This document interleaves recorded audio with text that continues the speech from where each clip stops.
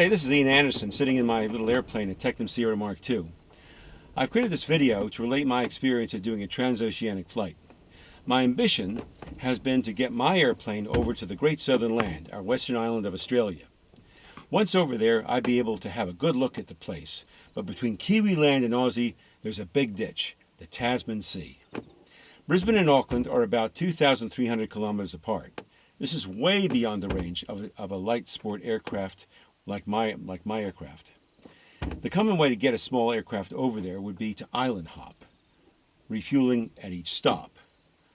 First, from the most northern port of entry, which is Kerikeri Bay of Islands Airport, to Norfolk Island, about 480 nautical miles, and then to Lord Howe Island, at approximately the same distance.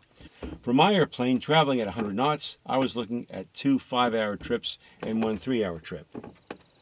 I thought a good way forward is to do a first trip to Norfolk, then maybe fly to the mainland later.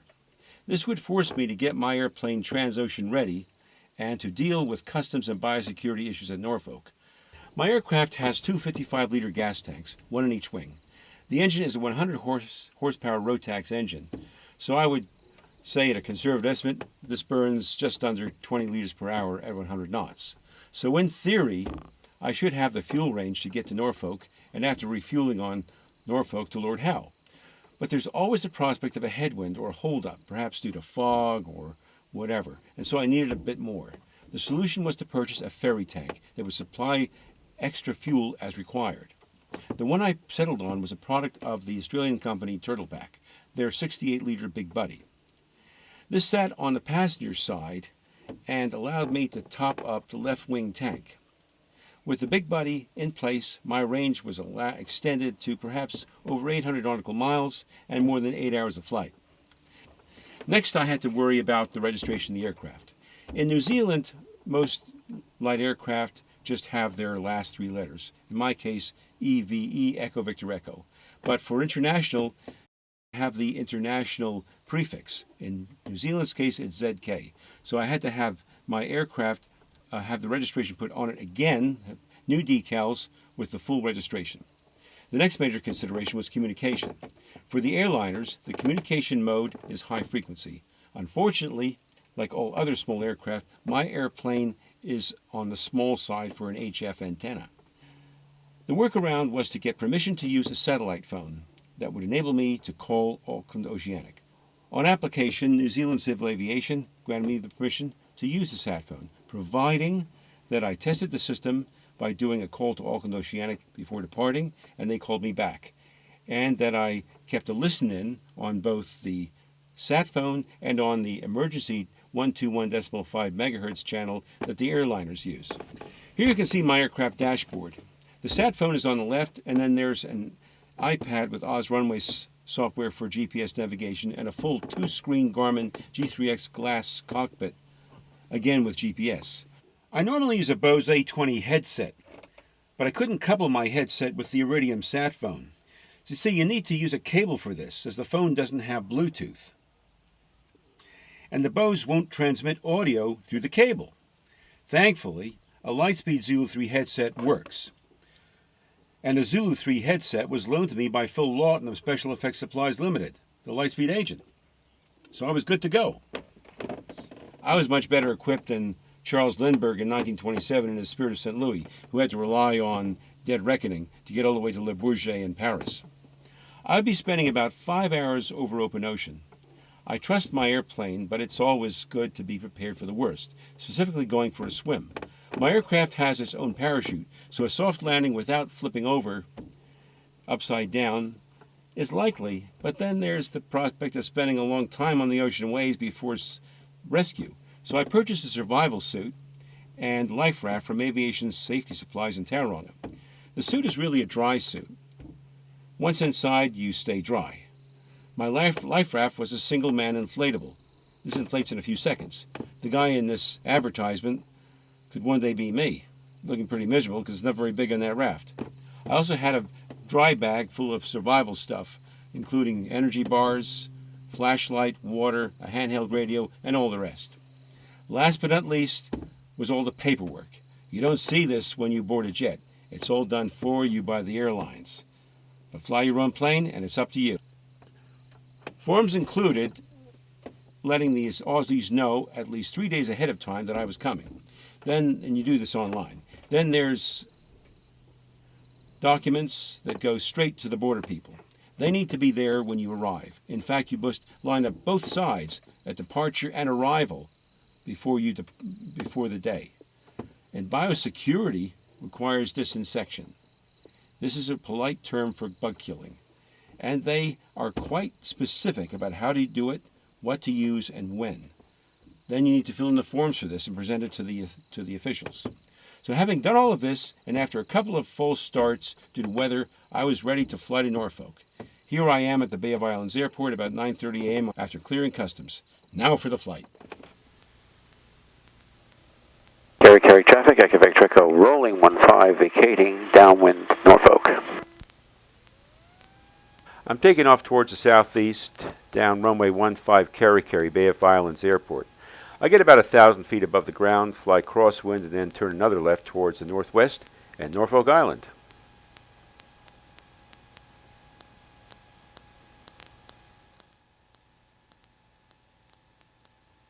Christchurch information, Echo Victor Echo.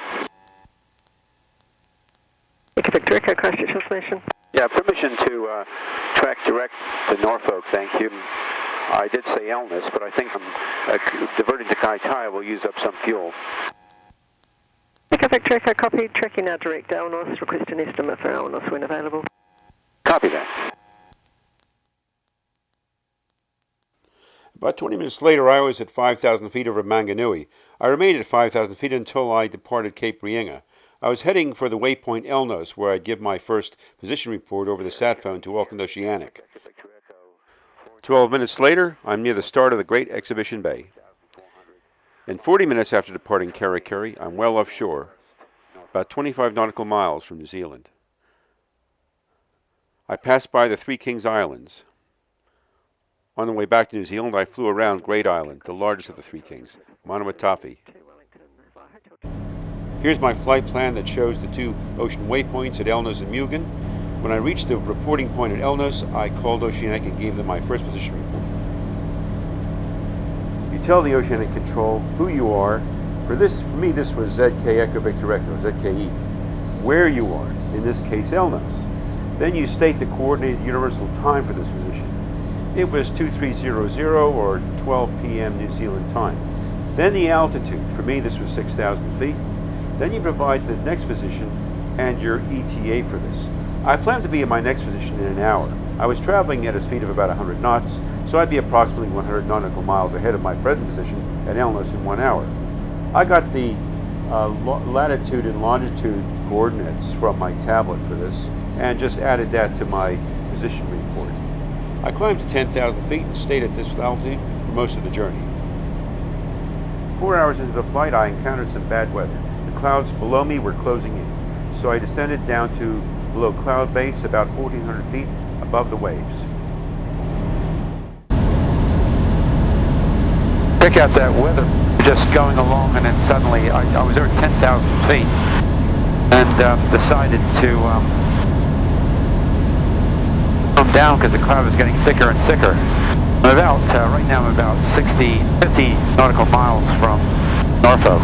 Anyway, I just coming through the cloud, finally we're now at 1,400 feet above the sea, and it was just shower after shower, so I put it on autopilot, and that's the only way I can get through. Yeah. Well, I guess it was maybe 10 or 15 minutes later, and I'm through all that bad stuff, and it's time to think about the next important task before I arrive at Norfolk Island.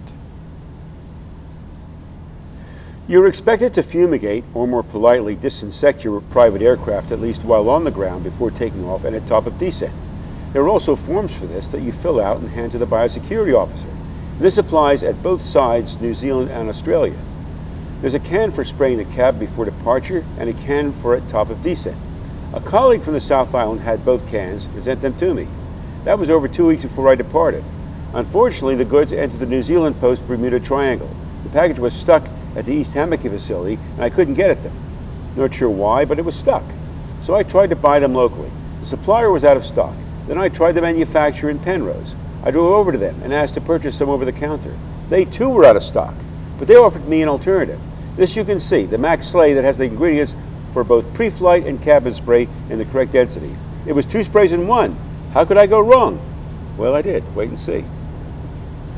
Landfall at last. Here we are approaching Norfolk Island.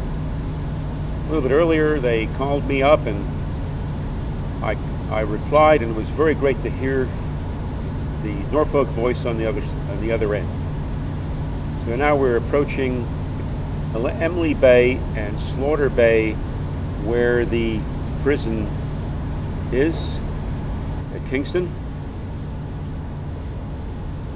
I asked the airport if I could get familiar with the island, just fly up and down on the western side there, look for the runway. And they asked which runway I wanted. I said it was runway 11. I wanted to make sure I got the right runway, and also wanted to make sure that I was going to be taxiing straight to the terminal where I was going to be met by Customs and Biosecurity. Note that the cloud base is very low. Once again, it was about 1,400 feet all the way, but the weather has vastly improved from what it was even 15 or 20 minutes earlier. So I start to turn north and look for the airport, and there it is. I fly up north for a bit, turn around, come back, have a good look at the place. Then I start my downwind for runway 11. Well, I've gone forward a bit. After my reconnoitering of the island, I now know where I'm going to land. I have done my downwind, and I'm now turning onto final approach for runway 11, Norfolk Island.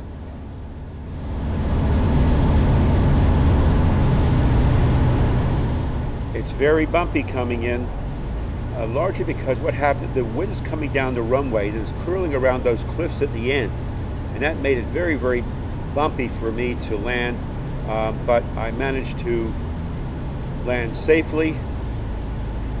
And on the left there, you'll soon see there's a car of the airport people just coming out to maybe pick up the pieces if I didn't do a good job. Now I'm going to land and then taxi around to the terminal building.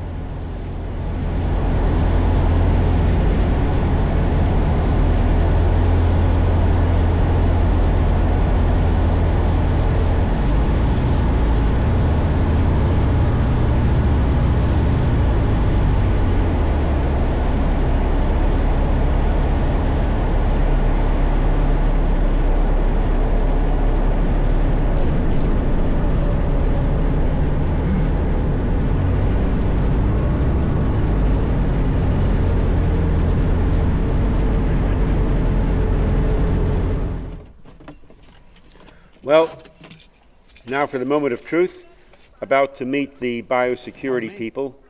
In fact, they've come out and they have asked to look at my insecticide. It was not the expected can of insecticide, so they handed me their own can and said, spray for 5 seconds and keep the canopy closed for 10 minutes. Okay, yep, thank you. Thank you. 5 seconds, yep. Spray it for 5 seconds and you're in there for 10 minutes.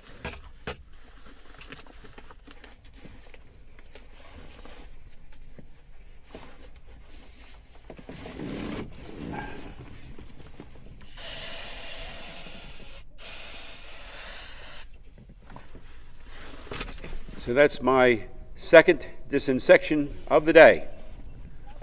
The only thing that was alive in that aircraft was me.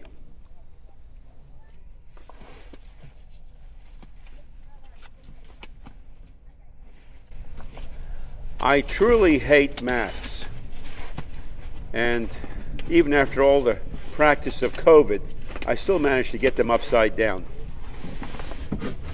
Well, I was there. I made it to Norfolk, and the customs came out to see me. They were very helpful, and tomorrow was the start of a new adventure. Yes, here we go. I believe this is Emily Bay, Norfolk Island.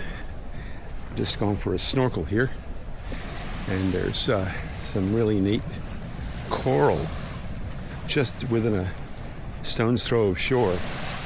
Lots and lots of fish, little coral fish. Apparently there was some sea turtles here before. Of course, they all buggered off before I got here. The tide's pretty much dead low right now. Went all the way out to the edge of the reef there.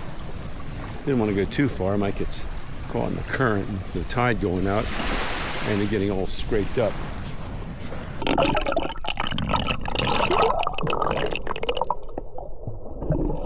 So here we are on our snorkel. This is just a very, very short swim from shore. Very easy. No waves because, of course, the waves. This is pretty close to low tide, and the waves are being stopped by the outer barrier. I didn't go near the outer barrier because it just perhaps finding my way out there, but not being able to get back in again. I'm sure it would have been splendid on the other side with a boat and proper gear. Anyway, there's coral fish, there's angelfish and butterfly fish, and healthy looking coral. A great experience. At Emily Bay, there's evidence of Polynesian habitation there from 1150 to 1450 AD.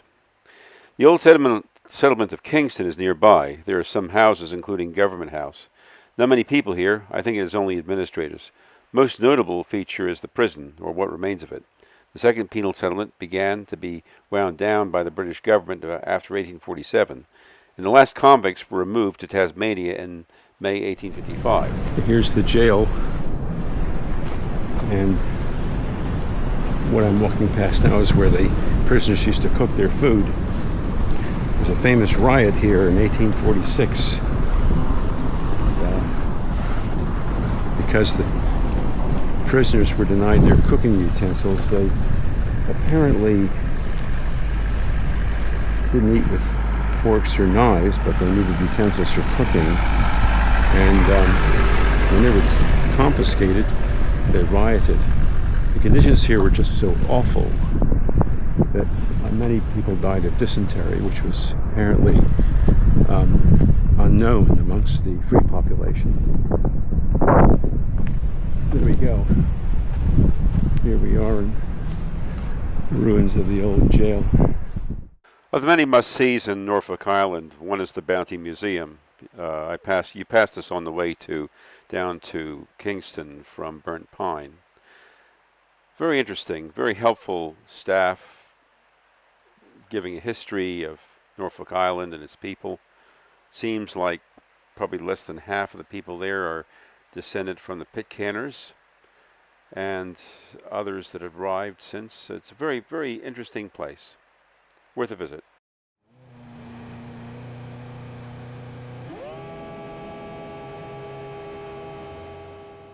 So now I'm taking off down runway 11 from the Norfolk Island Airport, which is located in Burnt Pine. By the way, Burnt Pine Airport was built in the Second World War. Why is it called Burnt Pine? Apparently, there were a lot of pine trees that were cut down, and I guess they had to be disposed of somehow. At least that's a story I got from the Bounty Museum. Here I am just flying around the island. I'm going to do an almost circumnavigation of it, and you can see that it's interesting, and it's a beautiful, beautiful coastline with, from a diving perspective, be lots of opportunity to go and visit some interesting diving. Interestingly, there is no natural harbor anywhere on the island. I guess the most hospitable place was where I was down at Emily Bay.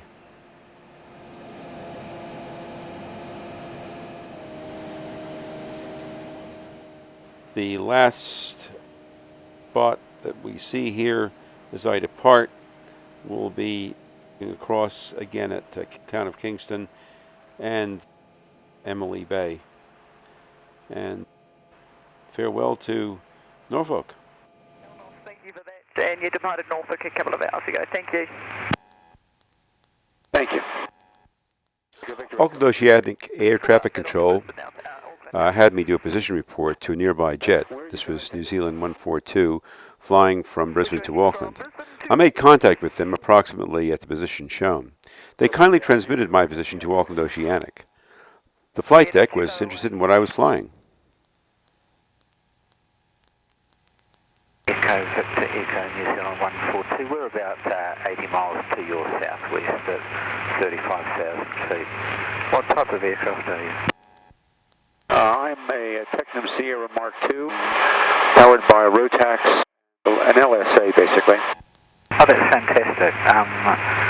And we'll probably be within range radio of you for another 15 minutes perhaps. Copy that, that's great. Nice to talk to you. I'll stay on 12345. Echo Victor Echo. Okay, good on you. Thank you. I told Auckland Oceanic I was going to do a small diversion from the flight plan so I could have a look at the Three Kings Islands. Amongst the diving community, these islands are perhaps best known for the Illingamite shipwreck. The Illingamite was traveling Sydney to Auckland on November 9, 1902, when it struck West Island, the westernmost of the Three Kings. It was carrying some gold. It went down in 20 minutes, and of the 136 passengers and 58 crew, there were 45 fatalities. I flew around the largest of the islands, Manawatafi, which is about 4 square kilometers in area. The island is currently uninhabited and is a nature reserve with regenerating bush.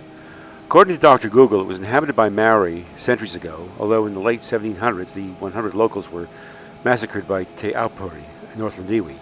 Except for a family that lived there in the 1830s and 40s, the island has been uninhabited by humans, although there was a population explosion of ghosts there in the late 19th century.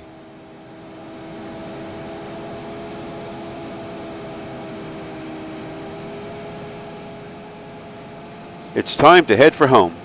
So I'm departing the Three Kings now.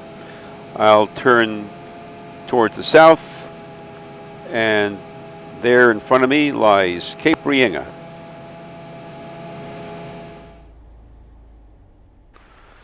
About an hour later, I was on my final approach for runway 33 at Kerikeri, the end of the journey, or at least the end of the transoceanic part of the journey.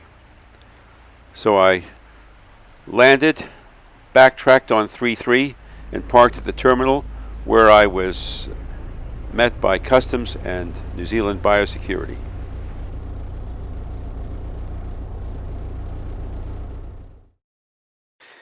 The last leg of the trip was Kerikeri to Parakai,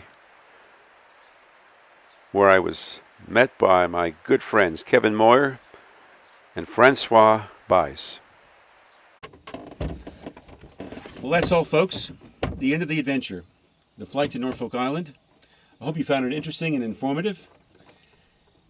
And maybe later this year I'll get over to the mainland, stopping at Lord Howe as well. And if I do, I'll let you know about it. But in the meantime, fly safe, watch your speed, and make sure you carry the right can of insecticide. Over the course of the last year, a number of people have helped out and given advice to me, but several have really stood out, and so I have some special thanks to give. First, Francois Baez, for helping me to plan, his encouragement, and most importantly, his friendship. Then Bryn Lockie, for helping me to get Eve Transocean ready. Dan Retief, for his advice on ferry tank systems. And Glenn Martin. Glenn has Transocean flying experience, and he helped in the planning and was very helpful in the forms for the customs and biosecurity. Phil Lawton of Special Effects, who kindly loaned me his Lightspeed Zulu 3 headset, making the sat phone communication possible. And finally, Eve, for getting me there and back.